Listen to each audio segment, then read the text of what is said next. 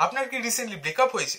আপনার কি বয়ফ্রেন্ড বা গার্লফ্রেন্ড নিজের এক্স এর সাথে পালিয়ে গেছে? তাহলে কষ্ট পাবেন না, কারণ এই দুনিয়াতে আপনি একা নন। এই দুনিয়াতে আরো অনেকেই আছে যারা এক সাইড থেকে আরেকটা সাইড বারে বারে জাম্প করতে থাকছে। এক্সাম্পল শুনবেন। এক্সাম্পল হচ্ছে নীতিশ কুমার।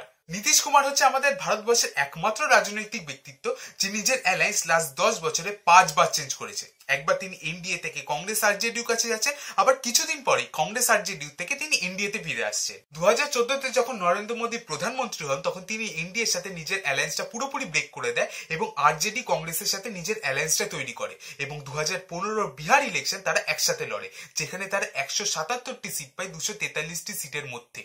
কিন্তু 2017 সালে তিনি আবার এনডিএ জয়েন করেন এবং তেজস্বী যাদবের ওপর, যিনি লালু প্রসাদ যাদবের ছেলে, তার উপর অনেক রকম করাপশন চার্জেস দেয় এবং 2019-এর লোকসভা ইলেকশন আর 2020-র বিধানসভা ইলেকশন তারা একসাথে লড়ে, যেখানে তিনি 125টি সিট পায় 243টি সিটের মধ্যে।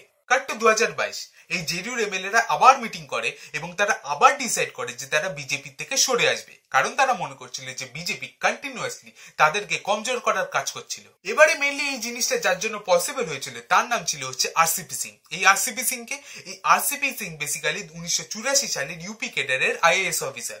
তিনি সার্ভিস শুরু করার পর তিনি আস্তে আস্তে নীতিশ কুমারকে চিনতে শুরু করলেন, জানতে শুরু করলেন এবং একটা কানেকশন বিল্ড হয়ে গেল।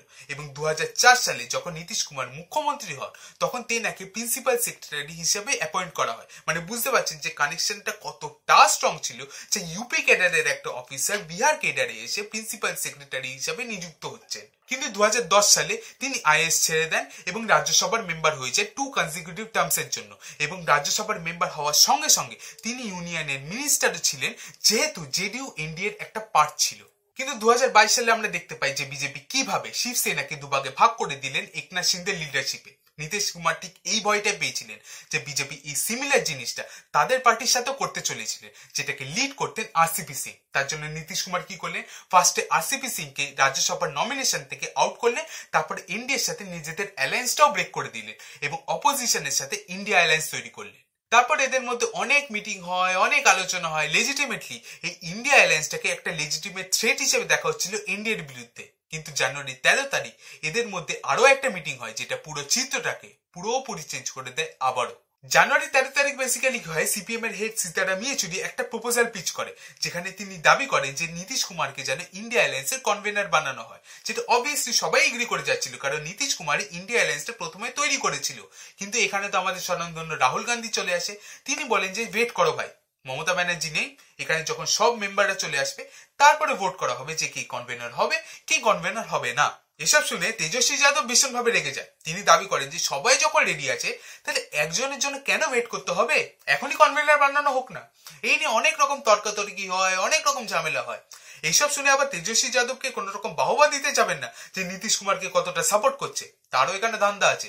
তিনি নীতিশ কুমারকে বিহার পলিটিক্স থেকে তুলে এনে ন্যাশনাল পলিটিক্সে ফেলতে চাইছিলেন, যাতে বিহার পলিটিক্সটা পুরোপুরি খালি হয়ে যায় এবং তিনি চিফ মিনিস্টার হতে পারেন। এই সব জিনিস যখন হচ্ছিল তখন নীতিশ কুমার নিজেকে ভীষণভাবে ইনসাল্টিং ফিল করছিলেন। এটার জন্য না যে রাহুল গান্ধী এই প্রপোজালটাকে রিজেক্ট করে দিয়েছিলেন, এটার জন্য যে ওই সেম মিটিং এ সোনিয়া গান্ধীও প্রেজেন্ট ছিলেন, মাল্লিকার্জুন খাড়গেও প্রেজেন্ট ছিলেন। তাদের মধ্যে একজনও রাহুল গান্ধীকে আটকানোর কথা ভাবেনও পর্যন্ত নেই। এটার জন্য নীতিশ কুমারের যে আরজেডির সাথে খুব ভালো সম্পর্ক ছিল, ভাই ভাইয়ের মতন সম্পর্ক ছিল, তাও কিন্তু নয়। নীতিশ কুমার আরজেডির সাথে খুব একটা স্যাটিসফাইড ছিল না, কারণ যেই সব ইম্পর্টেন্ট মিনিস্ট্রি গুলো ছিল সব আরজেডির আন্ডারে ছিল, যেহেতু আরজেডির সিটের সংখ্যা বেশি ছিল। আর যেসব ইম্পর্টেন্ট ডিসিশন গুলো নেওয়া হচ্ছিল এইসব মিনিস্ট্রির দ্বারা, সেই সবগুলো নিজেদের মধ্যেই আলোপ আলোচনা করে নিয়ে নেওয়া হচ্ছিল, নীতিশ কুমারের সাথে কোনো রকম পরামর্শই করা হচ্ছিল না। ফাইনালি তখনই হলো যখন মোদী গভর্নমেন্ট ডিসাইড করলো যে 24 জানুয়ারি তারা কর্পূরী ঠাকুরকে ভারত রত্ন দেবে তার 100তম জন্মদিন উপলক্ষে। এই খবরটা পাওয়ার পর নীতিশ কুমার একটা টুইট করে, যেখানে তিনি কর্পূরী ঠাকুরের প্রশংসা করেন যে তিনি অনেক ভালো মুখ্যমন্ত্রী ছিলেন, অনেক রকম কাজ করেছেন, কোনোদিনও নেপোটিজমকে সাপোর্ট করেনি। এই কথাটা ঠিক এই কথাটা শোনার পর লালু প্রসাদ যাদবের মেয়ে রোহিণী আচারিয়া ভীষণভাবে রেগে যায় আর নীতিশ কুমারকে ইনডাইরেক্টলি হিট করে একটা টুইট করে। অবভিয়াসলি তাদের গায়ে তো লাগবেই, কারণ তারা তো নেপোটিজমেরই প্রোডাক্ট, আর যখন কেউ নেপোটিজমকে হিট করবে তখন তাদের গায়ে তো লাগবেই।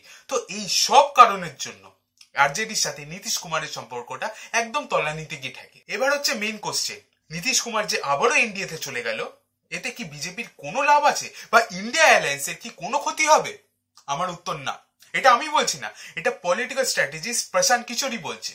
আপনারা একবার ভাবনা চিন্তা করে দেখুন না, নীতিশ কুমার যে ইন্ডিয়া অ্যালায়েন্সে ছিল, নীতিশ কুমার কি কোনো রকম এক্স ফ্যাক্টর ইন্ডিয়া অ্যালায়েন্সে প্রোভাইড করতে পেরেছিল? এক্স ফ্যাক্টর ছেড়ে দিন, নীতিশ কুমার নিজের স্টেটে ম্যাক্সিমাম সিটস হোল্ড পর্যন্ত করে না। অ্যাটলিস্ট সব পার্টি যেসব ইন্ডিয়া অ্যালায়েন্সে ছিল, মেইন পার্টিগুলো, যে টিএমসি বলে দিন, আম আদমি পার্টি বলে দিন, কংগ্রেস বলে দিন, সিপিএম বলে দিন, যেসব মেইন পার্টিগুলো ছিল, সব কটা পার্টি নিজেদের স্টেটে, অ্যাটলিস্ট একটা স্টেটে ম্যাক্সিমাম পজিশনে ছিল ইন টার্মস অফ সিটস। জনতা দল ইউনাইটেড সেই ম্যাক্সিমাম পজিশনে পর্যন্ত ছিল না, যেটা আরজেডির কাছে ছিল। আবার যদি অপর সাইডে চলে আসি, নীতিশ কুমার যে বিজেপির সাথে চলে গেছে, এতে কিন্তু বিজেপিরই লস, কারণ বিজেপিকে এখন নীতিশ কুমারের জন্য কয়েকটা সিট বিহারে ছেড়ে দিতে হবে। তাহলে আপনাদের মনে কোশ্চেন আসতেই পারে, বিজেপির যদি এখানে লসই হয় তাহলে বিজেপি এই জিনিসটা করলো কেন? উত্তরটা ভীষণই সিম্পল। বিজেপি ইন্ডিয়া অ্যালায়েন্সকে সাইকোলজিক্যালি হিট করতে চেয়েছিল।